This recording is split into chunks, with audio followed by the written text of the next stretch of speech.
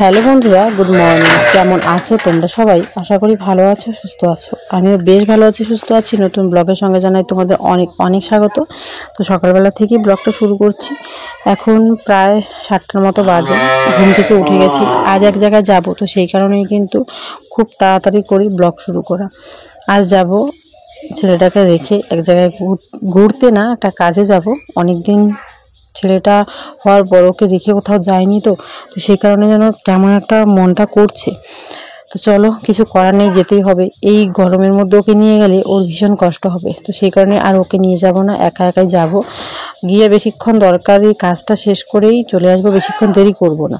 তাই ভাবলাম যে ওকে ওর মামামের কাছে, মানে আমার মামা তো দিদি যে আছে, বড়দির কাছে রেখে যাব। ও দিদির সাথে সারাটা দিন থাকবে, আমি জানি ওর কোনো অসুবিধেই হবে না। তো চলো, সেই কারণে ওখানে রেখে যাব। ও বাড়িতে গেলে ওর সেরকম কিছুই দরকার পড়ে না, আমাকেও লাগে না।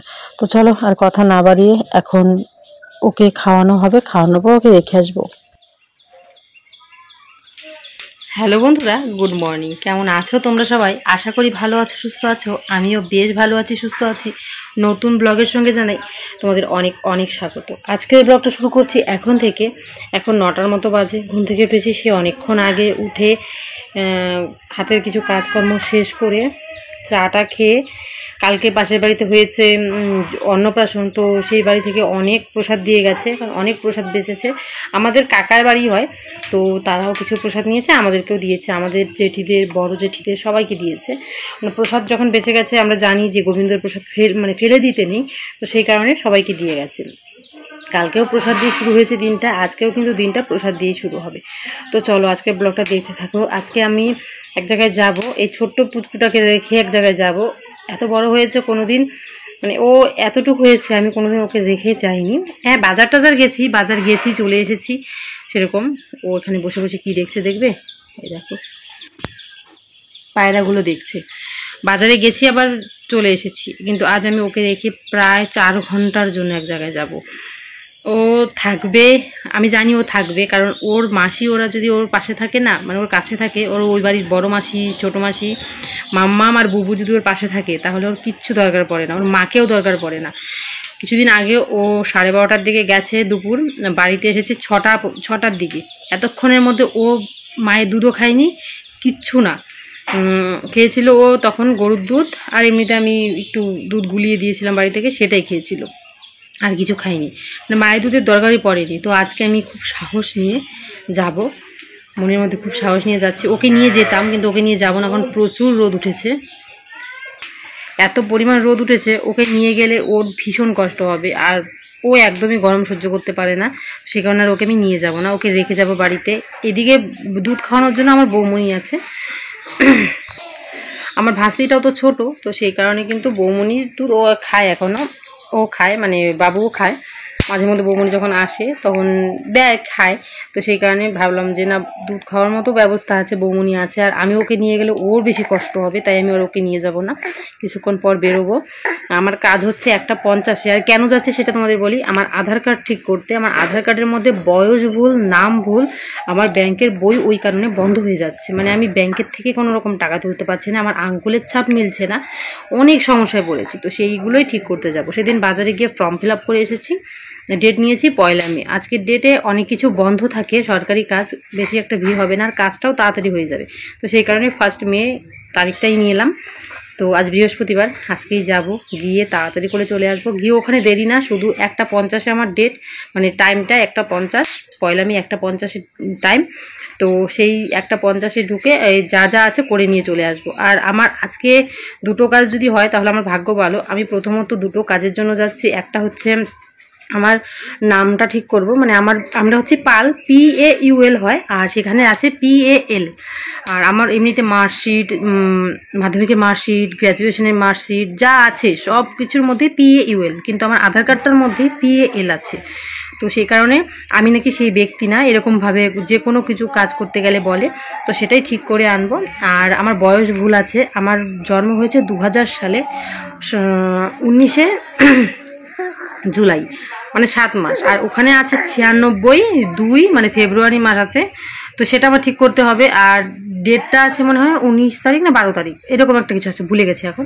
তো সেটাও ঠিক করতে হবে, দুটোই ঠিক করতে হবে। আজ আমাকে সেই দোকান থেকে বলে দিয়েছে হয়তো তোমাকে দুটো ঠিক করে দেবে না, নামটা শুধু ঠিক করে দেবে, বয়সটা জানি না। তো চলো যেটাই হোক আজকে করে আনি, ওকে রেখে যাব।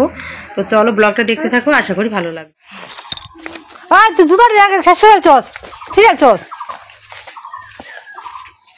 আমার কাছে ছিল না, বৃষ্টি পড়ে দিয়ে গেল। কই যাও, কই যাও, চুপ বাজি টাকা না। টাটা পাপা, বেরো যাই মা, বেরো যাই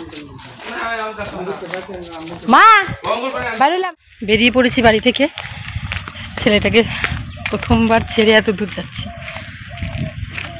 মনটা না কেমন করছে, কিন্তু জানি ওকে নিয়ে গেলে ভীষণ কষ্ট হবে, প্রচুর রোদ উঠেছে তো। এখনও বোঝে না, যখন বুঝবে না তখন সেই কান্না করবে। এভাবে ছোটো মানুষকে নিয়ে যাওয়াটা ঠিক না। চলো কি আর করা যাবে, যেতে তো হবেই। সামনের দোকান থেকে পয়সা তুলতে হবে, আছে পয়সা কিছু হাতে, আর কিছু পয়সা তুলতে হবে, তুলে চলে যাব। এদিকে রেডি হয়ে চলে এসেছি, আর প্রথমে গাড়িতে উঠেছি বাড়ির সামনে, উঠেই চলে এসেছি এই যে এখানে, এই জায়গাটার নাম হচ্ছে সীতাই মোড়। তো ওই এখানে 55 মোড়, তো এখানে এসেছি। এখন এখান থেকে সোজা কোচবিহারের গাড়িতে উঠবো, উঠে চলে যাব কোচবিহার। আর আজকে হচ্ছে 1 মে, আজকে আমি যেদিন যাচ্ছি সেদিন ছিল 1 মে। 1 মের দিন গাড়িটা একটু কমে ছিল, লোকাল বাস কম ছিল, সরকারি বাস ওই সেরকম ছিল না। তো সেই কারণে গাড়ি আসতে লেট হচ্ছিল, অনেকক্ষণ এখানে দাঁড়িয়েছিলাম, দাঁড়িয়ে থেকে তারপর গেছিলাম। আর সেখানে আমি কেন যাচ্ছি কেন না যাচ্ছি সব তোমাদের সাথে শেয়ার করব।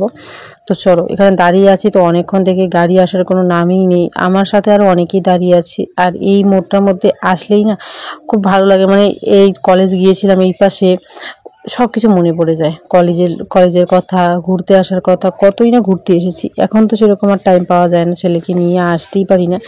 তো তবু কলেজ লাইফটা খুব মনে পড়ছে, এই পাশ দিয়ে কলেজ যেতাম, কলেজে কত আনন্দ করতাম, মজা করতাম, সব বন্ধু বান্ধব একসাথে হতাম। তো সেই লাইফগুলো সত্যি একটু অন্যরকম ছিল, সেই লাইফগুলোর কথা মনে পড়লে যেন একটা অন্যরকম ফিলিংস মনের মধ্যে চলে আসে, যে পড়াশোনা এখনও যদি চালিয়ে যেতাম তাহলে সত্যি নিজের পায়ে নিজে হয়তো দাঁড়াতে পারতাম, এত সময় লাগতো না। তো চলো কিছু করার নেই, এখন নিজে গাড়িতে উঠে পড়েছি, উঠে একদম বাসে উঠেছি, উঠেই এখন ডাইরেক্ট চলে যাব এখান থেকে। কিন্তু যে বাসটাতে প্রথম উঠেছিলাম সেই বাসটা যায়নি আমার সাথে, মানে আমি যত দূর গেছিলাম সে পর্যন্ত যায়নি, অর্ধেক রাস্তায় গিয়েই নামিয়ে দিয়েছিল, কারণ সেই বাসটার নাকি টাইম তখন ছিল না। তো কি করার আছে, ওই বাসটা থেকে নেমে অর্ধেক রাস্তায় অন্য আরেকটা বাস উঠেছি, কিন্তু এই বাসটা যেটা প্রথম উঠেছিলাম এটা কোনো রকম ভাড়া নেয়নি। তো বলছিল যে না, এই বাসটা ভাড়া নেবে না, কারণ এটা তো যাবে না, সেই কারণে। তো নেমে অন্য গাড়িতে উঠে চলে এলাম। এই যে এটা, এখানে হচ্ছে ইঞ্জিনিয়ারিং কলেজ, সামনেই ওই দেখো দূরে কলেজ দেখা যাচ্ছে, ইঞ্জিনিয়ারিং কলেজ। তো এখানে কিন্তু আমার ভাই একবার ভর্তি হতে এসেছিল, কিন্তু তারপর ইঞ্জিনিয়ারিং পড়াটাও হয়নি। তো ওর ইচ্ছা আছে এবার বিএ কমপ্লিট করে ও ইঞ্জিনিয়ারিং কলেজে ভর্তি হবে। ও কিন্তু ডিএড দেওয়া হয়ে গেছে, মানে ডিএলএড করেছে, এখন এখানে ইঞ্জিনিয়ারিং কলেজে ভর্তি হবে।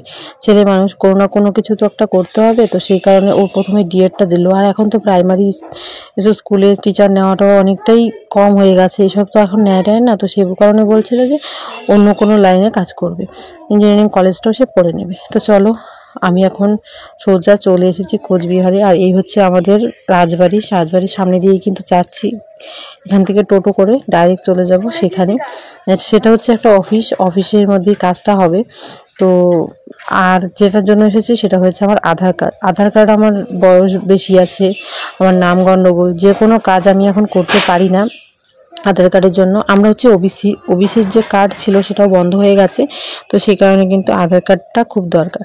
আধার কার্ডের মধ্যে আমার যে নামের স্পেলিং ওগুলো ভুল, বয়সটা 4 বছর বেশি, তো সেই কারণে অনেক গন্ডগোল হচ্ছিল। অনেক দিন থেকেই ভাবছিলাম সেই কাজগুলো করে নেব, তারপর আমার আঙুলের ছাপ এসব মিলছিল না। অনেক ছোটোতেই আধার কার্ড করেছিলাম, যখন আমি আধার কার্ড করি তখন আমি ক্লাস 7-এ পড়ি, তো সেই কারণে এখন পর্যন্ত আধার কার্ডটা ঠিক করার হয়নি। তো চলে এসেছি সেই অফিসটাতে, দেখো কত ভিড় আর কত বড় অফিস। এটার ভিতরে কিন্তু অনেক রকমই আধার কার্ডের কাজ হয়, নতুন আধার কার্ড করা, পুরনো আধার কার্ড ঠিক করা, সব কাজই কিন্তু এখানে হয়।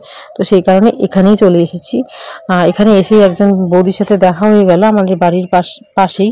উনি বাপের বাড়ি থেকে এসেছেন, ওনার সাথে কিছুক্ষণ গল্প করলাম। তো আমার ডেট মানে টাইম ছিল 1:50, আমি পৌঁছেছিলাম 12টার দিকে। তো সেই কারণে কি করব, অনেকক্ষণ বসেছিলাম, ওদের সঙ্গে গল্প করছিলাম। 12:50 আর ওইদিকে হচ্ছে 1:50 আমার টাইম। তো এখানে অনেকই লোক ছিল, বেশিরভাগ লোকেরই কিন্তু 1:50 টাইম ছিল। তো সেই কারণে ওরাও বসেছিল। আর ভেতরে একদমই টাইম লাগে না, অনেক লোক বসে থাকে। তো যে কোনো একটা কাউন্টারে তোমাকে ফেলে দেবে, সেই কাউন্টারে গিয়ে নাম ঠিকানা ওসব বললে মোবাইল নাম্বারটা আবার বলতে হয়। খুবই সহজ। সত্যি প্রথমে আমি ভেবেছিলাম যে আমি হয়তো পারবো কি পারবো না, একা যাচ্ছি কি হবে না, কিন্তু আসার পর দেখছি না ভীষণ সহজ। আমি কিন্তু অনেক আগেও কিন্তু কোচবিহার একা এসেছি, কোনো প্রবলেম হয়নি। এবারও সেরকম একা এসেছি, কারণ বর্মশাই নেই বাড়িতে, আর ভাই হচ্ছে বাড়িতে কাজ করছে। তো সেই কারণে কাউকে আর নিয়ে আসেনি, ছেলেটাকে বাড়িতে রেখে এসেছি। একদিকে মনে টেনশন যে ওকে বাড়িতে রাখা হয়েছে, যদি কান্না করে, তো তাই সবাইকে বলে এসেছি ওকে দেখে রাখতে। ছোট মানুষ তো বোঝে না, সবে 5 মাসের বাচ্চা, 5 মাসের বাচ্চা মাকে ছাড়া এতক্ষণ থাকবে সেটা ভাবলেই কিন্তু মুশকিল। তো সারাদিনই আমার হয়তো লাগবে, কারণ আমাদের বাড়ি থেকে কোচবিহার আসতে 3 ঘন্টা টাইম লাগে, আবার বাড়ি যেতে লাগবে 3 ঘন্টা, টোটালি 6 ঘন্টা। কাজের ফাঁকে মনে করি এখানে কাজটা করবো প্রায় আধা ঘন্টা, এরকম কিন্তু প্রায় আমার অনেক সময় লেগেছিল, 6-7 ঘন্টা তো লেগেই গেছে। আর গাড়ি হচ্ছে লেট, তো সেই কারণে গাড়ি ঘোড়ার রাস্তা তো একদম এরকম হবেই, সেই কারণে আমার প্রচুর দেরি হয়েছিল। বাড়ি পৌঁছাতে বেজে গেছিলো আমার 5টা। তো বাড়ি পৌঁছেই চলে গেছিলাম বাবুর কাছে, গিয়ে দেখছিলাম যে কান্না করছে কি না, কিন্তু না, ও কোনো কান্না করেনি। আবার এসে আধার কার্ডের অফিসে আমি বসে আছি, এখনও আমার নাম ডাকেনি। এখন 1:20 যাদের লিস্ট তাদের নাম ডাকছে। আমার আজকে একটা কাজ হয়েছে, একটা কাজ হয়নি, মানে আমার নামটা ঠিক হয়েছে কিন্তু আমার বয়সটা ঠিক হয়নি, কারণ দুটো নাকি একদিনে হয় না।